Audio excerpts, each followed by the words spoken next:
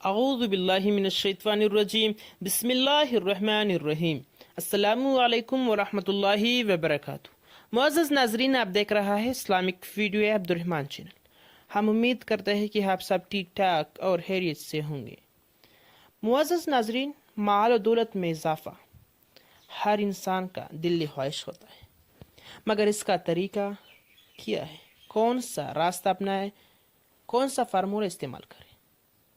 جانیں گے اس ویڈیو میں۔ مگر اس سے پہلے اگر آپ لوگوں نے ہمارا چینل سبسکرائب نہیں کیا تو میں آپ سے گزارش کرتا ہوں کہ ہمارا چینل ضرور سبسکرائب کریں تاکہ ہر نیو ویڈیو آپ کو جلد پہنچ سکے۔ معزز دوستو، مال و دولت میں برکت کیا ہے؟ برکت اللہ پاک جل جلالہ کا فضل ہے جو انسان کے پاس وہاں سے پہنچتا ہے جہاں سے وہم گمان تک نہیں ہوتا، یعنی اس انسان کو خیال تک نہیں ہوتا، اور ہر کام اضافہ اور کثرت نظر آئے تو کہا جاتا ہے کہ اس میں برکت ڈال دی گئی ہے۔ برکت اللہ پاک جل جلالہ کا دیا ہے جو انسان کو مالی اسباب سے عطا کیا جاتا ہے۔ اصل معنی استحکام، یعنی ہمیشگی، کنسسٹنسی،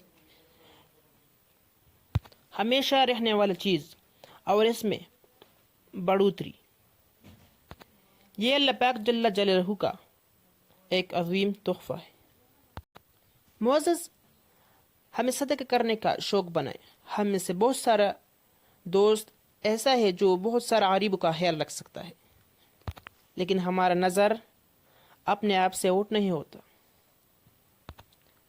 اللہ پاک جل جلالہ ہمیں سخاوت کا ذہن بنائے۔ صحیح مسلم حدیث کا مبارکہ ہے کہ نبی کریم صلی اللہ علیہ وسلم کا ارشاد مبارکہ ہے، حضرت ابو ہریرہ رضی اللہ عنہ سے روایت ہے کہ حضور اکرم حضرت محمد رسول اللہ صلی اللہ علیہ وسلم نے فرمایا کہ صدقہ دینے سے مال کم نہیں ہوتا۔ اس حدیث شریف سے صاف ظاہر ہوتا ہے کہ صدقہ دینے سے مال کم نہیں ہوتا، تو ہم کیوں اس پر عمل نہیں کریں؟